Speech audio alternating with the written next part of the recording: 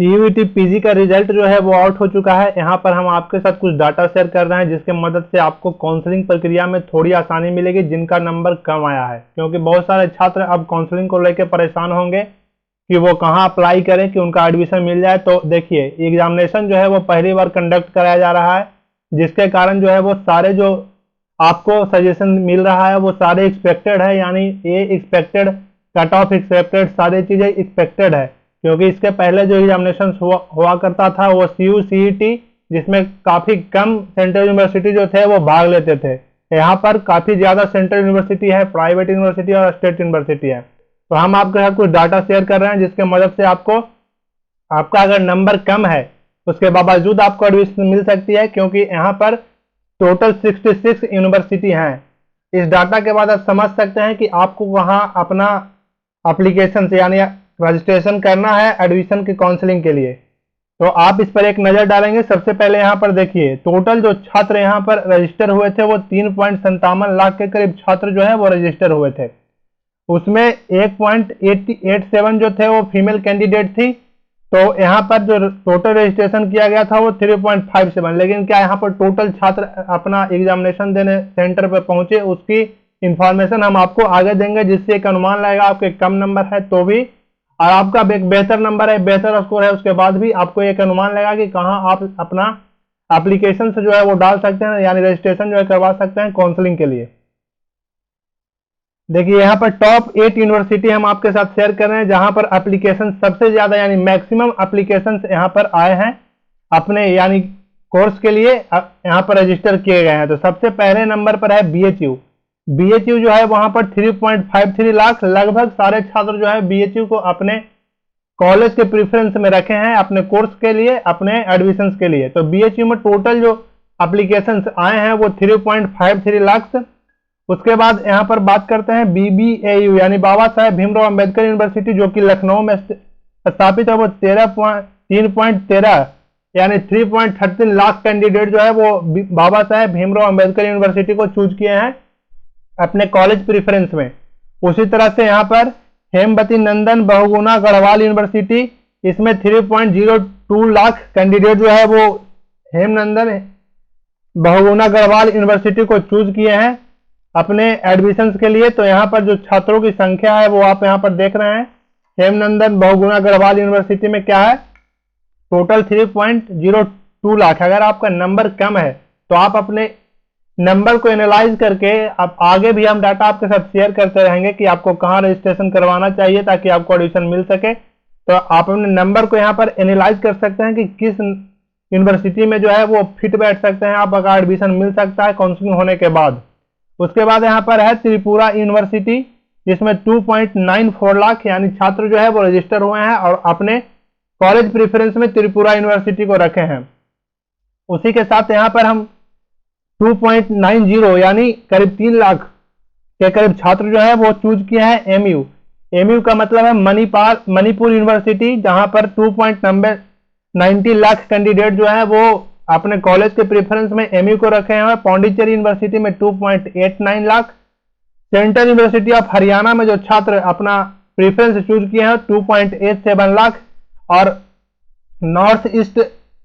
North eastern हिल university जो कि मेघालय में है वो 2.82 लाख छात्र जो है वो अपने कॉलेज प्रेफरेंस के लिए इन सबको सेलेक्ट करके रखे हैं। इसके अलावा भी यहाँ पर टोटल जो यूनिवर्सिटी की संख्या वो 66 है, और यहाँ पर टोटल यूनिवर्सिटी की संख्या 66 है। उसके बाद यहाँ पर कुछ प्राइवेट यूनिवर्सिटी भी है,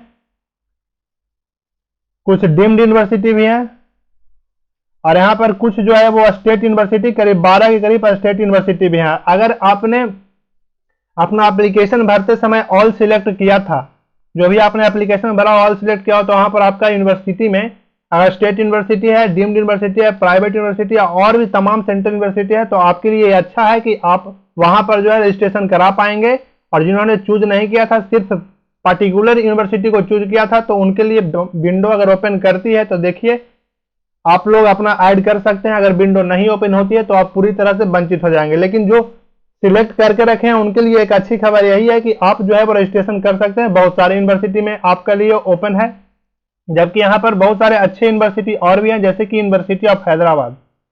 यूनिवर्सिटी ऑफ हैदराबाद में अगर आप एडमिशन लेना चाहते हैं, वहां पर बहुत सारे कोर्सेज जो है वो अवेलेबल हैं, तो आप उसको देखकर अपना एडमिशन करा सकते हैं। जेएनयू में भी करीब 1 लाख कुछ के छात्र जो है वो रजिस्टर हुए हैं, तो जेएनयू में भी कंपटीशन हाई होने वाला है। सीटें यहाँ पर बहुत कम होती है, तो जिनका मार्क्स बहुत अच्छा होगा उन्हीं को यहाँ पर रजिस्ट्रेशन करना चाहिए। लेकिन जिनका यहाँ पर अगर आप करना भी चाहते हैं तो यहाँ नॉमिनल फी रखा जाएगा। रजिस्ट्रेशन का फी जो होगा वो नॉमिनल होगा, यानी 200 से लेकर 100 रुपया 100 तक यहाँ पर रखा जाएगा। तो नॉमिनल फी के बाद आप रजिस्ट्रेशन के लिए अप्लाई कर सकते हैं। लेकिन कुछ यूनिवर्सिटी जो है बहुत ज्यादा चार्ज कर रहे हैं, जैसा कि लगातार धर्मेंद्र प्रधान जो कि हमारे शिक्षा मंत्री हैं, उनको लगातार लेटर लिखकर छात्र ये आगाह कर रहे हैं कि एक पोर्टल बनाकर उनका काउंसलिंग किया जाए। लेकिन इस बार नहीं पॉसिबल है, हो सकता है वो अगली बार हो, क्योंकि यहाँ पर सेशन ऑलरेडी बहुत लेट हो चुका है।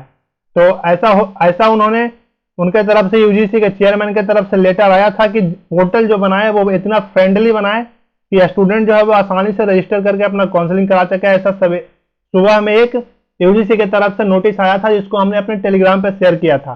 तो देखिए, पोर्टल को यहाँ पर आसान बनाया जाएगा आपके रजिस्ट्रेशन के लिए, क्योंकि बहुत सारे टेक्निकल ग्लिच यूजी के सीयूईटी यूजी के जो छात्र रजिस्ट्रेशन कर रहे थे वहां पर आ रहे थे, किसी का प्रोग्राम सिलेक्ट नहीं हो रहा था, किसी का कुछ, तो ऐसे प्रॉब्लम आया। तो उसके बाद जब लेटर लिखा गया तो यहाँ पर यूजीसी के चेयरमैन एम जगदीश कुमार की तरफ से सारे यूनिवर्सिटी को लेटर जारी किया गया है कि वो जो वेबसाइट बनाए उसको फ्रेंडली बनाए ताकि रजिस्ट्रेशन आसानी से हो सके। और बहुत सारे छात्र जो है वो लेटर लिखकर ये भी मांग कर रहे हैं कि उनका काउंसलिंग जो है एक पोर्टल पर हो, लेकिन इस बार संभव नहीं है, क्योंकि यहाँ पर पूरी तरह से ऑलरेडी लेट हो चुका है और रजिस्ट्रेशन काफी स्टार्ट हो चुके हैं। सीयूईटी यूजी में तो पीजी का भी वही रहने वाला है। लेकिन यहाँ पर फी थोड़ा नॉमिनल किया जा सकता है, क्योंकि बहुत सारे जो सेंट्रल यूनिवर्सिटी है वो फी काफी हाई ले रहे हैं। जैसे कि Jharkhand central university of Jharkhand 800 फी रखी हुई है, central university of south Bihar 500 रखी हुई है। उसी तरह से एक और यूनिवर्सिटी है जो अपना फी करीब 600 के करीब रजिस्ट्रेशन चार्ज रखे। अगर उनको सीट नहीं मिलता, जो छात्र जिनका कम नंबर है वो संकोच में है, तो आप इस डाटा को एनालाइज करके एक बार और उसके बाद आप अपना रजिस्ट्रेशन कराएंगे ताकि आपको कोई दिक्कत ज्यादा ना हो। इसीलिए हम ये डाटा आपके साथ शेयर करते रहेंगे, और भी इंफॉर्मेशन जो भी आती रहेगी हम आपके साथ शेयर करते रहेंगे ताकि आपको कोई परेशानी ना हो। कट ऑफ से रिलेटेड भी एक वीडियो बनाएंगे जिसमें आपको बताएंगे कि क्या कट ऑफ रह सकता है। एक बार रिजल्ट जो है वो पब्लिश हो चुका है, तो यहाँ पर इंफॉर्मेशन आपको आगे मिलती रहेगी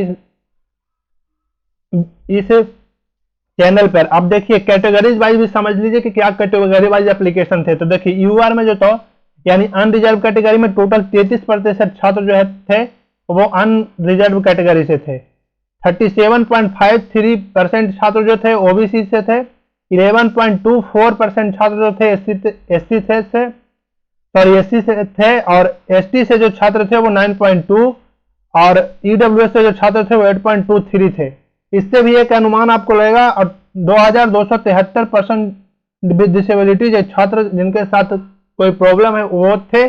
तो यहाँ पर इस डाटा से भी आपको एक पता चलेगा कि क्या कंपटीशन होने वाला है, क्योंकि सीट जो है वो यूनिवर्सिटी में रिजर्व होती है। अब ईडब्ल्यूएस में जो भी छात्र वहां पर रजिस्टर होंगे, ईडब्ल्यूएस कैंडिडेट के सीट पर सिर्फ ईडब्ल्यूएस कैंडिडेट ही आएंगे।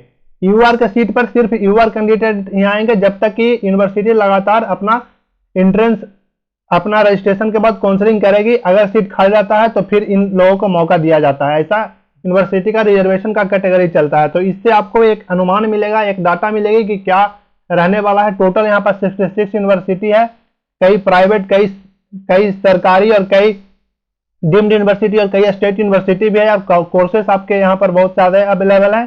तो ये इन्फॉर्मेशन हम आपके साथ इसीलिए शेयर कर रहे थे ताकि आपको कोई परेशानी ना हो, एक बार एनालाइज कर सकें, क्योंकि अभी जो है वो पूरी तरह से ब्लाइंड है। सब पूरी तरह से इंफॉर्मेशन जो है वो ब्लाइंड है, क्योंकि इससे पहले जो एग्जामिनेशन सीयूसीईटी का हुआ करता था, central university common entrance test, उसमें काफी कम सेंट्रल यूनिवर्सिटी शामिल होते थे। 12, 13, 14 के करीब सेंट्रल यूनिवर्सिटी शामिल होते थे, जबकि यूनिवर्सिटी यहाँ पर 46 के करीब थे सेंट्रल यूनिवर्सिटी। उसके बावजूद ऐसा होता था, और 100 मार्क्स का उस समय एग्जामिनेशन चला करता था।